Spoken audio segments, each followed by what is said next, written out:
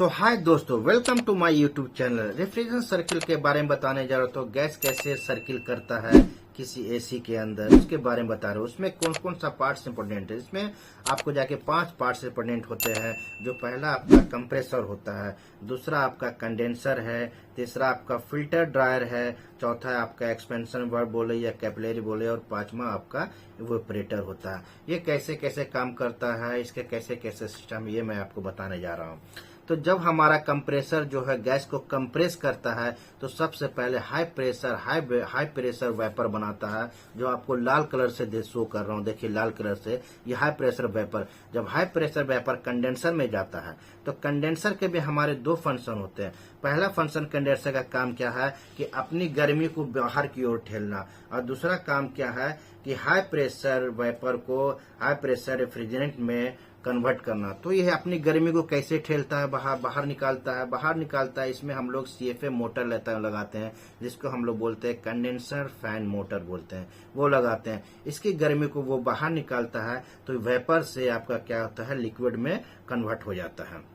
उसके बाद लिक्विड में कन्वर्ट होने के बाद ये हमारा ड्रायर में जाता है, फिल्टर ड्रायर में जाता है।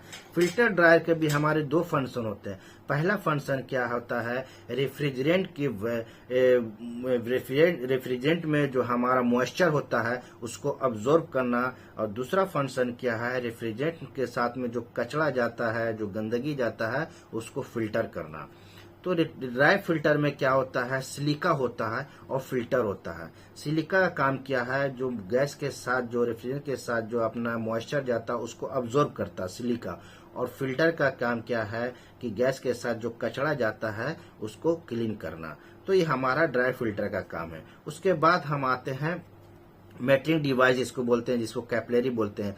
जब इसके साथ कनेक्ट रहता है मेटरिंग डिवाइस में, तो मेटरिंग डिवाइस में क्या होता है, एक छोटा सा छेद होता है। जब छोटा सा छेद से जब हमारा हाई प्रेशर लिक्विड गैस जाता है तो यहाँ पर लो प्रेशर लिक्विड गैस हो जाता है, क्योंकि जब इसके अंदर से जाता है तो रेजिस्टेंस पैदा करता है, जो प्रेशर जो होता है उसका लो हो जाता है। जब यहाँ से लो हो जाता है तो अपना इवेपोरेटर में जाता है। तो आपको दिखा दे रही ब्लू कलर का मैंने आपको साइन मार दिया, ये ब्लू कलर का जो साइन है ये लो प्रेशर लिक्विड का हो गया। रेड कलर का जो साइन है लो प्रेशर वेपर का हो गया, इधर हाई प्रेशर वेपर का साइन, इधर लाल कलर का हमने आपको निशान मार दिया।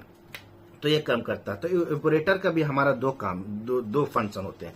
इवेपोरेटर का काम क्या है कि बाहर की गर्मी को अब्जॉर्ब करना, और दूसरा काम क्या है कि लो प्रेशर लिक्विड को लो प्रेशर वेपर में कन्वर्ट करना। तो ये कन्वर्ट कैसे होता है, तो पहला ये है कि जो हमारे रूम में जो एसी लगा रहता है उसमें ही इवेपोरेटर लगाया जाता है। बाहर की गर्मी मतलब रूम की गर्मी, रूम में जब एसी जो लगा रहता है उसकी जो गर्मी को अब्जॉर्ब करता है। जब रूम की गर्मी को जो अब्जॉर्ब करता है तो जो इवेपोरेटर के अंदर लो प्रेशर जो लिक्विड होता है वो बॉयल होने लगता है। गर्मी को जो बॉयल होने लगता है तो क्या वो वेपर बन जाता है। जब वेपर बन जाता है उसी वजह से जो बुलवर अपना हवा जो खींचता है, और वो हवा गर्म हवा को वो ठंडा में परिवर्तन कर देता है। परिवर्तन मतलब कन्वर्ट कर देता है, ठंडा हवा में वो कन्वर्ट कर देता है। तो ये लो प्रेशर वहां से वेपर रहता है। जब लो प्रेशर वेपर जब हो जाता है तो फिर हमारा ये कंप्रेसर के अंदर जाता है, फिर कंप्रेसर के अंदर जाता है, फिर कंप्रेसर जो अपना फंक्शन जो कंप्रेसर के अंदर सामान होता है, जो कंप्रेसर के अंदर जो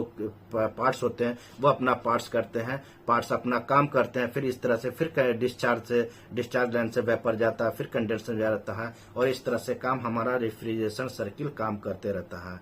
नेक्स्ट वीडियो में आपको कंप्रेसर के अंदर कौन कौन सा पार्ट्स होते हैं मैं आपको जरूर बताऊंगा। वीडियो आपको अच्छा लगे तो प्लीज सब्सक्राइब करें और शेयर करें। Thank you for watching video.